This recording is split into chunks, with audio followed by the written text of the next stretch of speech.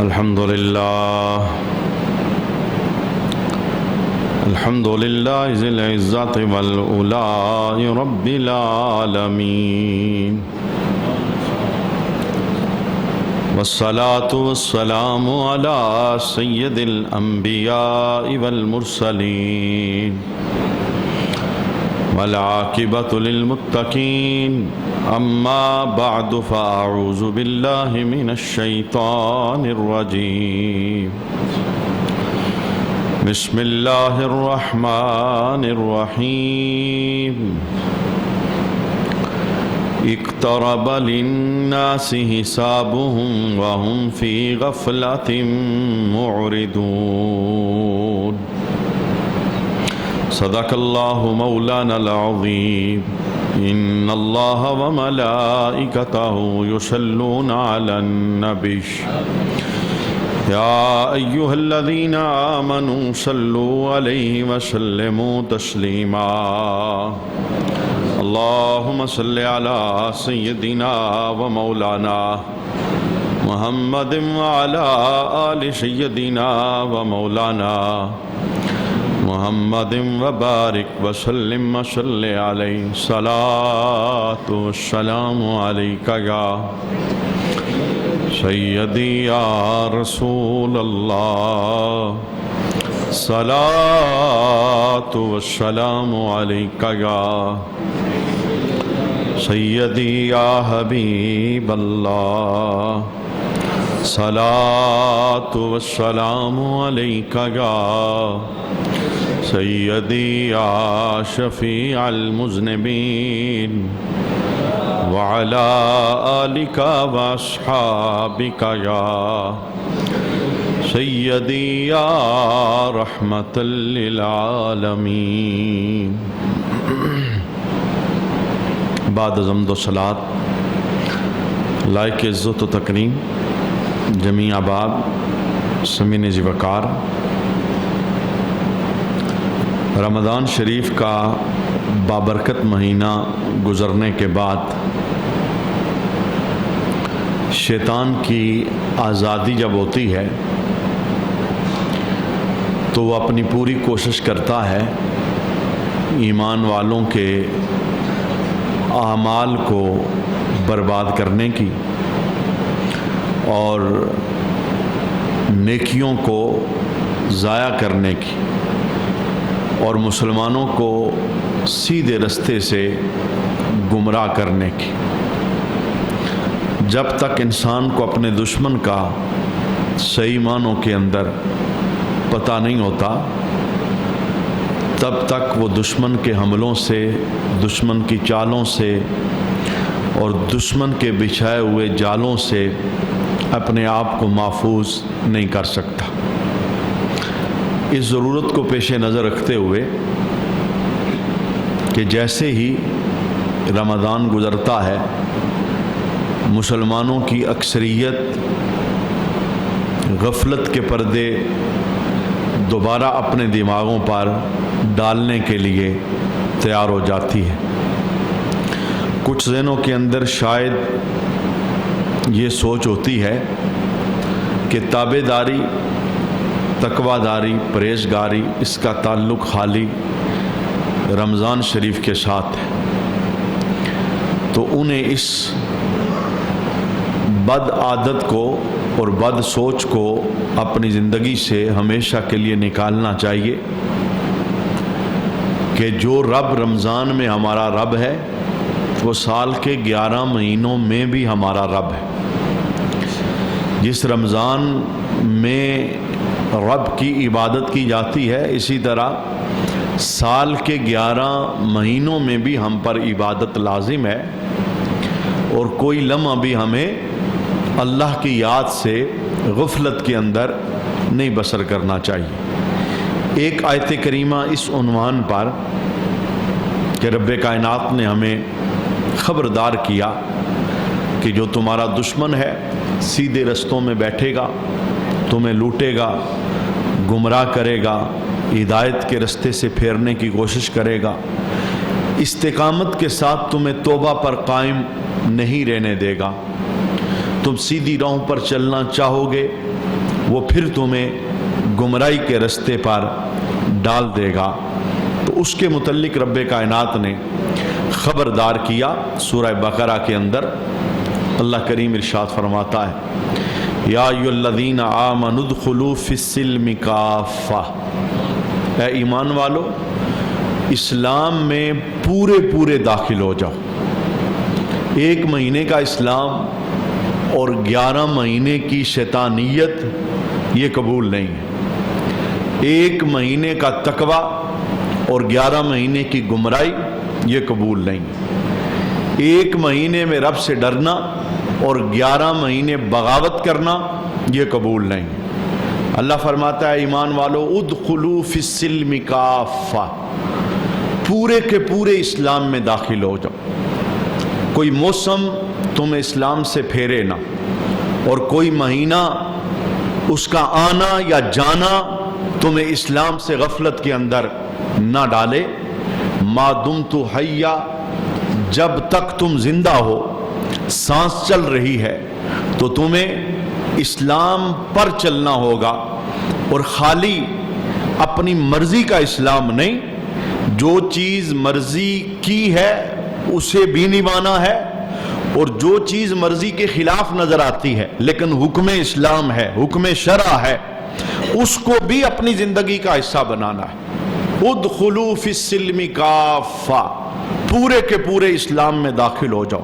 اچھا، چونکہ جب انسان پورے کا پورا اسلام میں داخل ہونے کی کوشش کرے گا، فرائض پر توجہ دے گا، واجبات پر عمل کرے گا، سنت مؤکدہ انہیں ادا کرنے کی کوشش کرے گا، حرام سے اپنے آپ کو بچائے گا، مکروہ تحریمی سے اپنے آپ کو بچائے گا، مکروہ تنزیہی سے اپنے آپ کو بچائے گا۔ مختصر یہ کہ جن کاموں کا رب نے حکم دیا جب یہ کرنے لگے گا، جن کاموں سے رب نے روکا تو یہ رکنے لگے گا، تو اس کے لیے ایک رکاوٹ اور دیوار کھڑی ہو جائے۔ رب کائنات نے اس رکاوٹ اور دیوار کی طرف اشارہ دیا۔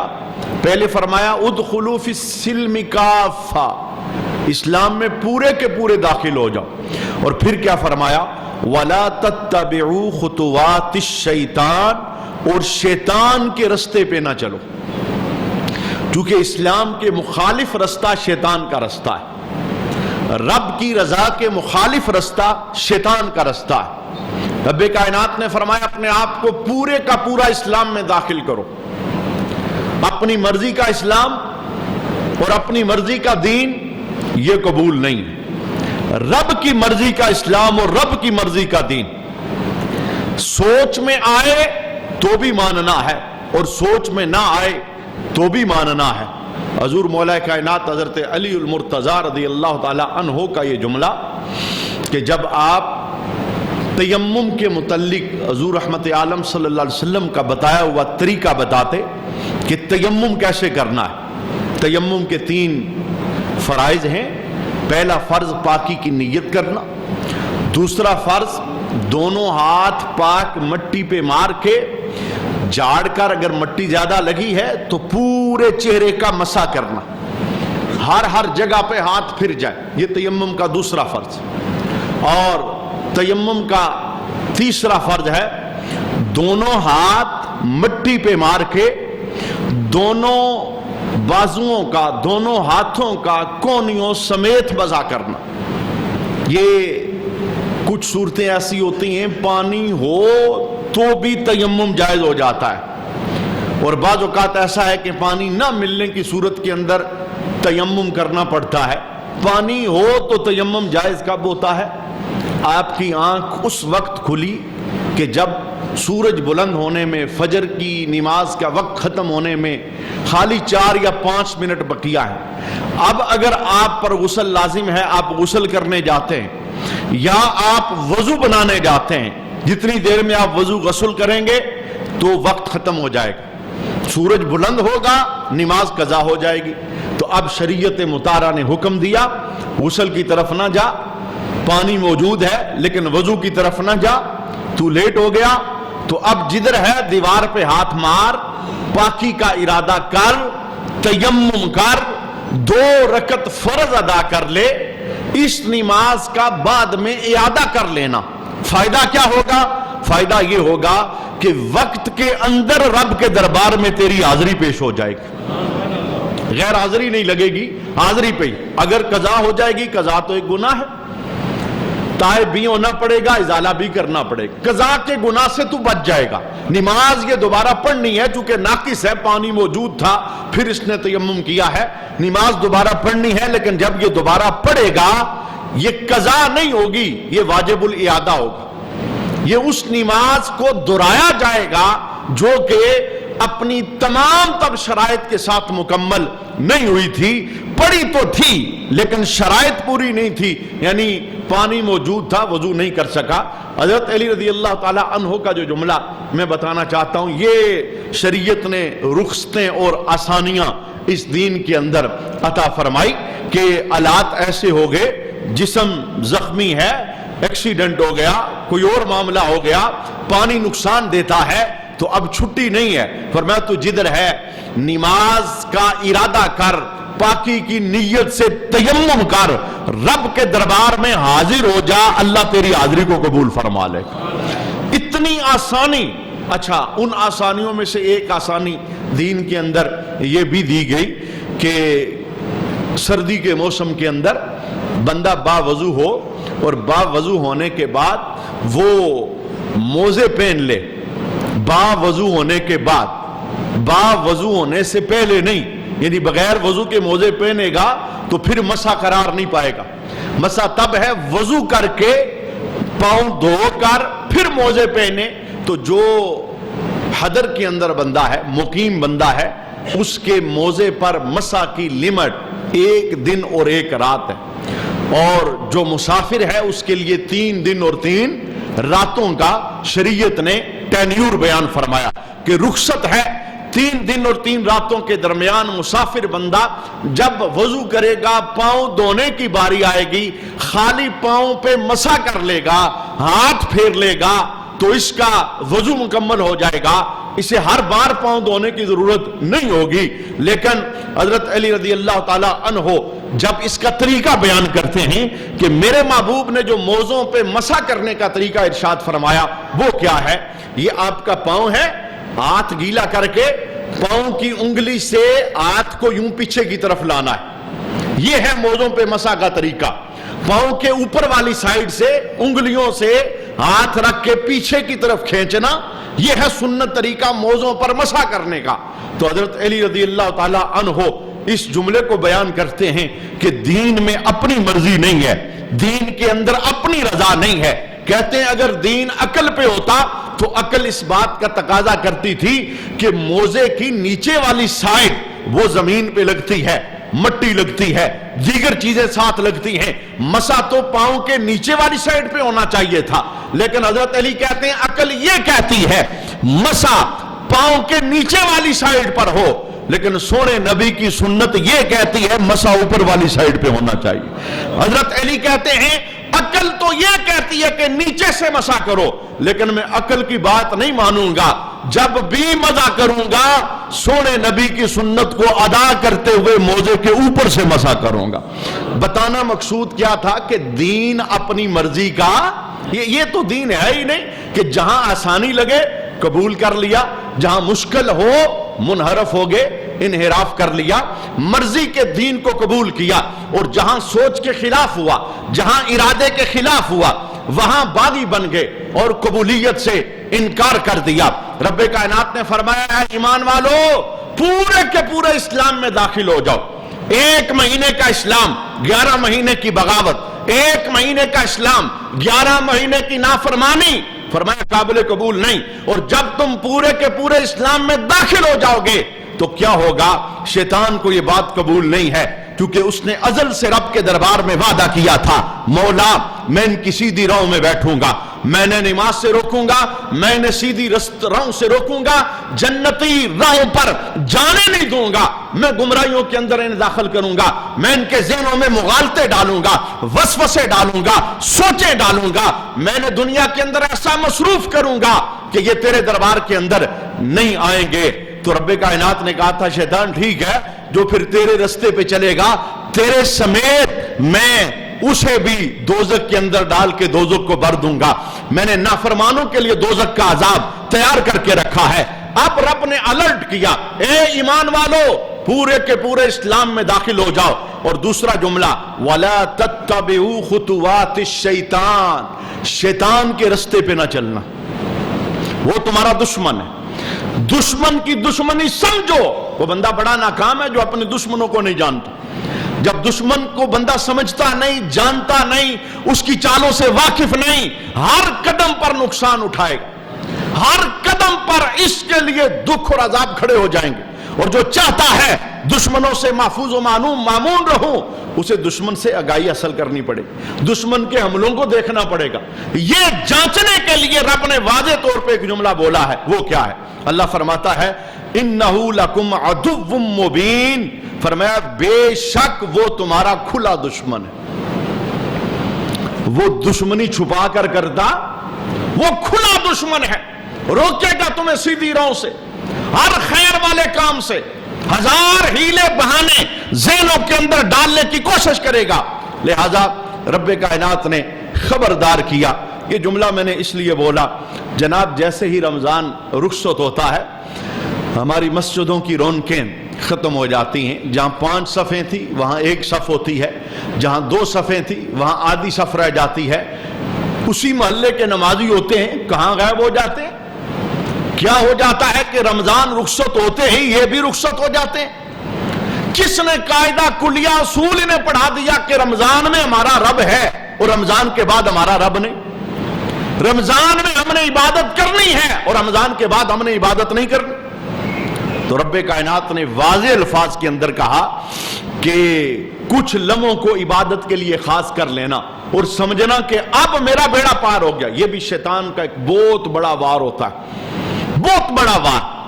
اور اس وار کا کتنے لوگ شکار ہو گئے کہ رمضان آیا ہے, میں معافی مانگ لوں گا, میں توبہ کر لوں گا, میں اللہ کے دربار میں رجوع کر لوں گا, میری 11 مہینے کی معافی ہو جائے گی, پھر اگلا رمضان آئے گا, پھر میں توبہ کر لوں گا. اس انتظار کے اندر کہ اگلا رمضان آئے گا کتنے لوگ قبروں میں چلے گئے, انہیں اگلا رمضان نہیں ملا. یہ سوچ شیطان نے ان کے ذہنوں میں ڈالی تھی. اور یہ کس نے کہا کہ جب بندہ توبہ کرے, معافی مانگے, رجوع کرے, تو پھر اس کے بعد پھر گناہوں میں مصروف ہو جائے تو رب کی رحمت پھر بھی برابر چھما چھم برستی ہے.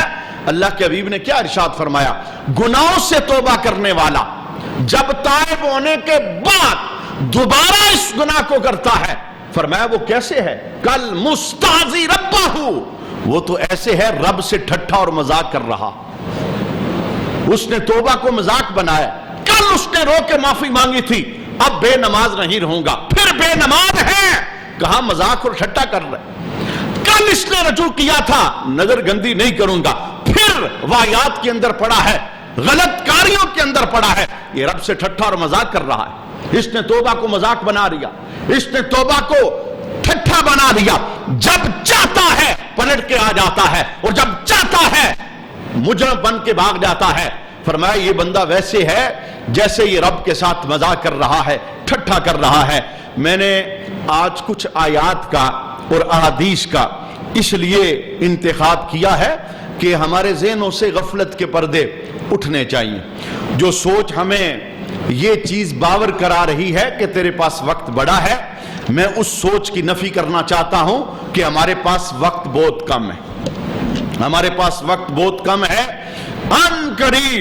ان قریب نکارہ بجے گا, حضرت آپ کا ٹائم پورا ہو گیا, چلیے آپ کا ٹائم پورا ہو گیا, وقت نہیں دیا جائے گا, 1 سیکنڈ بھی نہیں, 1 لمحہ بھی نہیں کہ تیاری کر لے. غافلوں کو وقت نہیں دیا جاتا, غافلوں کو پکڑا جاتا ہے. حضرت اسرائیل آئے نا روح لینے کے لیے, تو ایک متکبر بادشاہ, تکبر میں زندگی بسر کرنے والا, اور اس کے متعلق موجود ہے جب وہ باہر نکلتا 100 سواریاں سامنے اس کے کی جاتی, ایک کا انتخاب کرتا, 100 جوڑے سامنے کیے جاتے, ایک لباس پہنتا.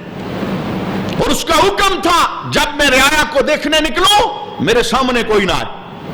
غرور اور تکبر کے اندر اس کی زندگی بسر ہو رہی تھی. اس کی موت کا وقت آ گیا. صبح نکلا نا باہر, ایک سواری کو پسند کیا, ایک لباس کو پسند کیا, اور پوری شان کے ساتھ رعایا کا چکر لگانے کے لیے جب اپنی سواری پہ سوار ہوتا ہے تو حضرت اسرائیل ایک فقیر کی صورت میں آ کے اس کی سواری کو لگام کو پکڑ لیتے. کہا بادشاہ رک، میں نے تیرے ساتھ بات کرنی. وہ سمجھا مانگنے والا فقیر ہے.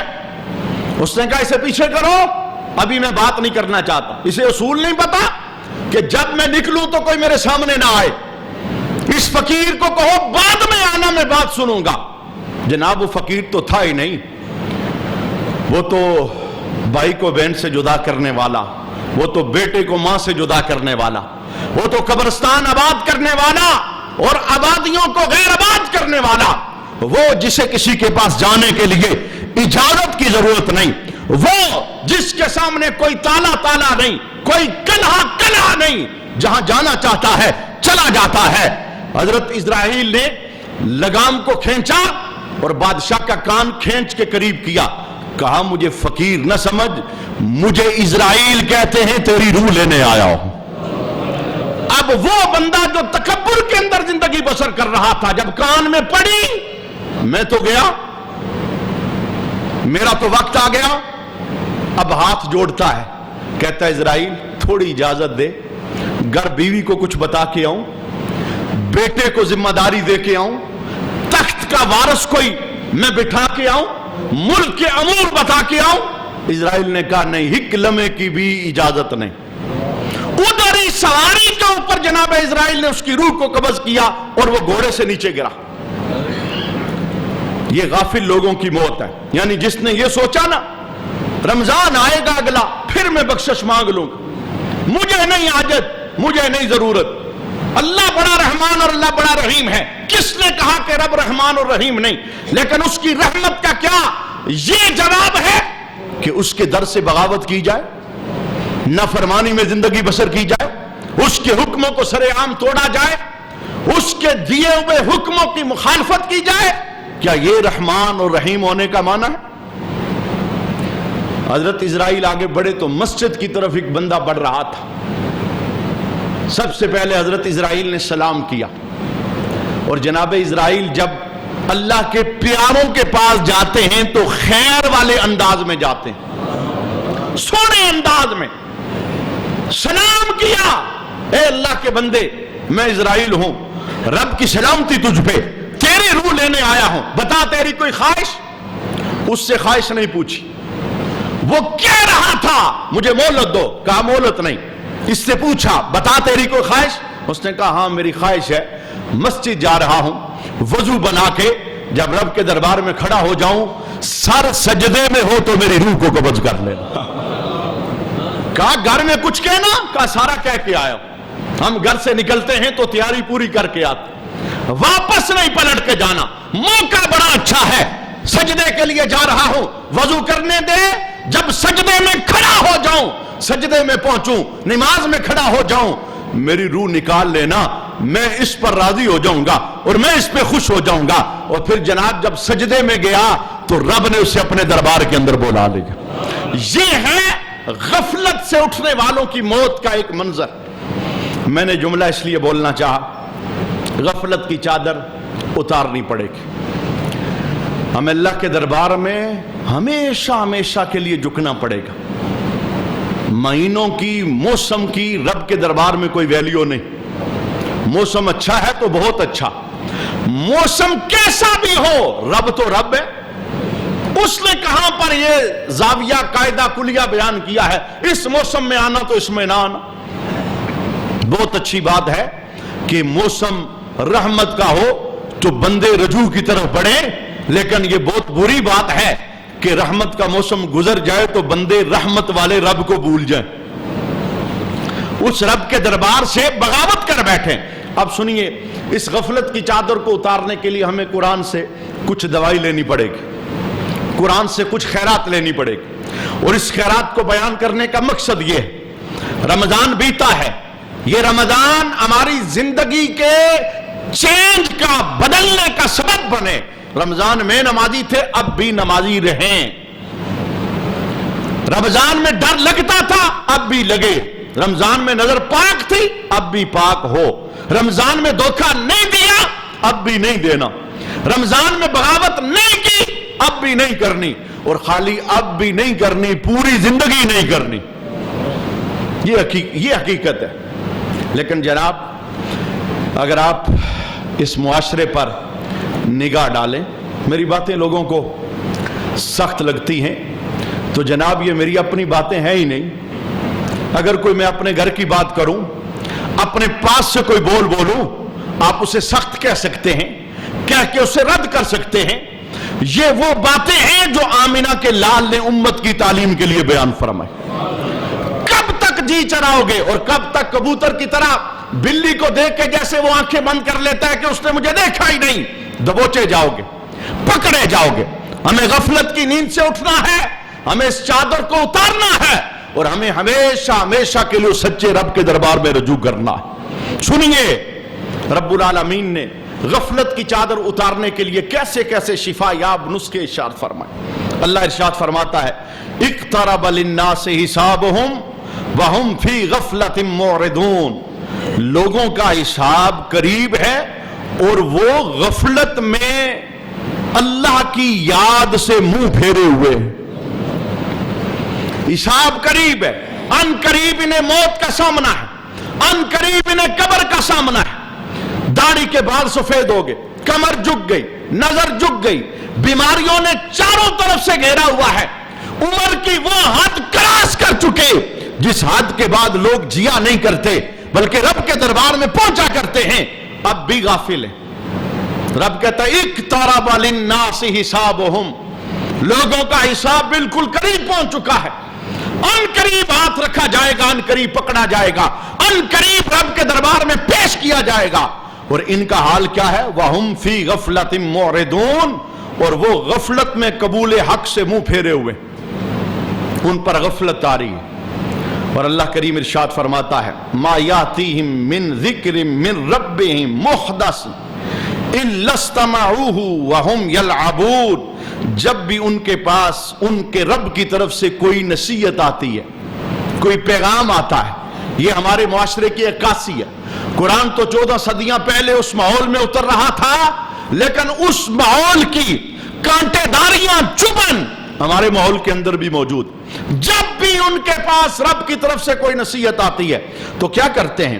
تو اسے فقط مذاق اڑاتے ہوئے سنتے ہیں. یہ جو چسکے ہیں نا، کانوں کے چسکے، انہوں نے ہمیں خراب کر دی.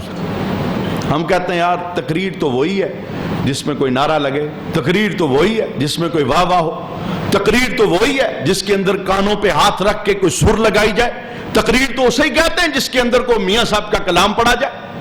وہ سارے کلام برحق ہیں، لیکن میں کہتا ہوں سب سے اونچا کلام رب کا کلام، سب سے اونچا کلام آمنہ کے لال کے سینے پہ اترا ہوا ہے.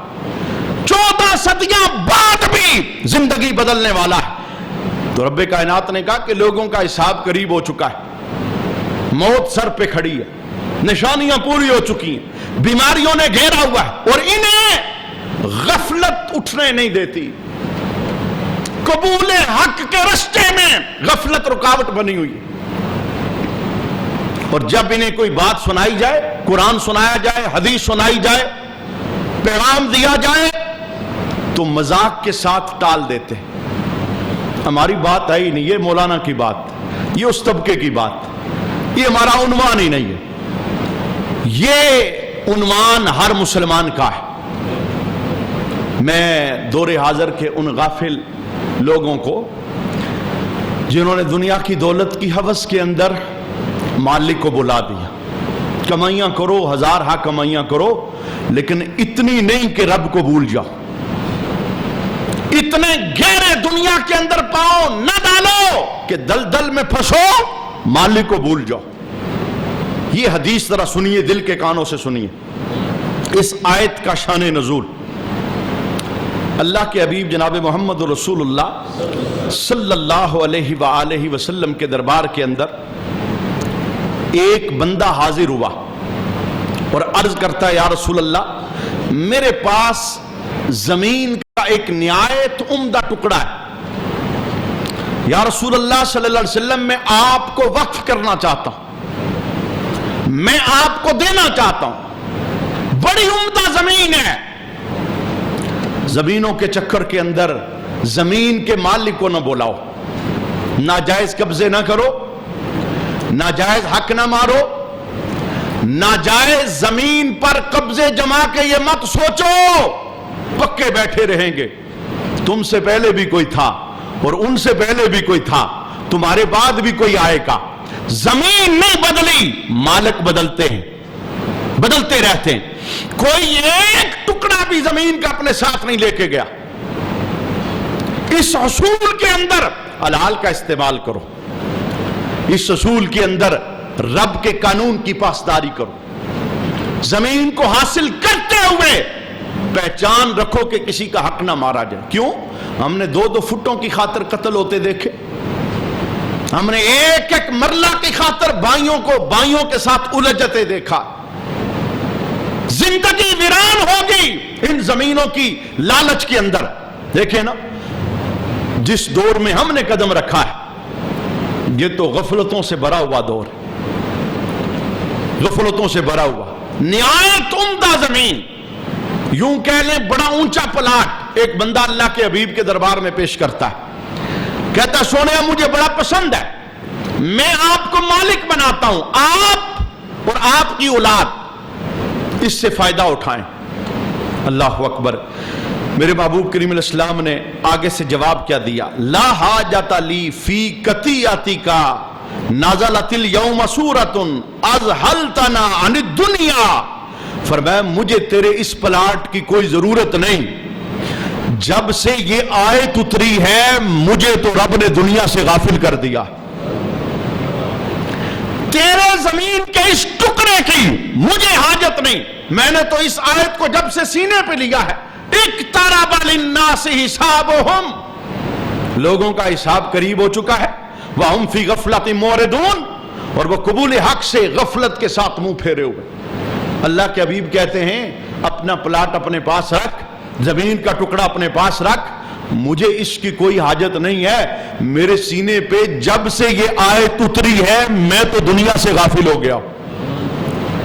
میری ساری توجہ رب کے در کی طرف ہے, رب کے گھر کی طرف ہے, موت, برزخ, قبر, قیامت کی طرف. جناب یہ اس نبی کی بات ہے جس نبی کا لمحہ لمحہ اللہ کے دربار میں پاکیزگی میں بسر ہوتا تھا, طہارت مندی میں بسر ہوتا تھا. تعلیم امت کی خاطر ہمیں بتایا کہ دنیا کا کوئی مال بھی اس طرح سینے کے ساتھ نہ لگانا کہ تجھے رب بھول جائے, تو غافل ہو جاؤ. کتنے لوگ ایسے ہیں, کتنے لوگ جن کی دوڑ لگی صبح سے شام, شام سے اگلی صبح, ایک ہی دوڑ ہے کہ دنیا کی دوڑ میں میرے مد مقابل کوئی نہ ہو سکتا ہے ایسا کرنے میں وہ کامیاب بھی ہو جائے, لیکن کیا یہ دائمی کامیابی ہے؟ کیا یہ اخروی کامیابی ہے؟ کیا ایسا کرنے پر اسرائیل آ کے گلے میں پھولوں کے ہار ڈالیں گے؟ کیا ایسا کرنے پر قبر کے اندر اچھا استقبال کیا جائے گا؟ جناب ایک مسلمان کو دوڑ جو لگانی چاہیے وہ ہے مذہب کی دوڑ, وہ ہے دین کی دوڑ. میرا بھائی یہاں ہے تو میں یہاں پہنچوں گا, یہ ادھر ہے تو میں اس سے اوپر جاؤں گا. لیکن دین کے معاملے کے اندر ہمارا جو گراف ہے وہ بالکل زیرو ہے. ہم صرف اتنا جملہ بولتے ہیں, کہتے ہیں میں اس قابل کا ہوں, میں تو یہ نہیں کر سکتا, یہ تو نیک لوگوں کا کام. یہ جملہ بول کے اپنے آپ کو بندہ دور کر لیتا ہے. لیکن جناب عالی ہمیں اپنی تخلیق کے مقصد پہ غور و فکر کرنی. کیوں ہم آئے؟ دیکھیں نا, ایک مزدور کو یہ پتہ ہی نہیں کہ میں نے مزدوری کیا کرنی ہے. وہ جب مزدوری کو جانتا ہی نہیں اجرت کیا لے گا؟ اجرت تو تب لے گا نا جب کام کمپلیٹ کرے گا. اسے پتہ ہی نہیں میں نے کام کیا کرنا ہے. اگر انسان کو دنیا کے اندر آنے کے مقصد کا ہی پتہ نہیں, وہ مقصد کھیل کود سمجھا ہے, وہ مقصد خالی دنیا کمانا سمجھا ہے, وہ مقصد خالی میڈیا کے سامنے اپنی لذت کے ذریعے اپنی زندگی کو گندا کرنا سمجھا ہے, وہ مقصد اس دوڑ کے اندر ایک دوسرے سے برتری سمجھا ہے, تو وہ غافل ہو چکا ہے. اور اس غفلت کی چادر کو کیسے اتارنا ہے؟ انشاءاللہ آنے والی نشست کے اندر ہماری آمد کا مقصد کیا ہے؟ قرآن پاک نے بڑے خوبصورت انداز کے اندر بیان کیا ہے، ہم اسے سماعت کریں گے۔ اللہ ہمیں غفلت کی چادر اتارنے کی، اپنے دربار میں رجوع کی سچی توفیق عطا فرمائے، اور رمضان کی طرح پوری زندگی اللہ گزارنے کی ہمیں سعادت عطا فرمائے۔ اللہ رب العالمین عمل کی توفیق نصیب فرمائے۔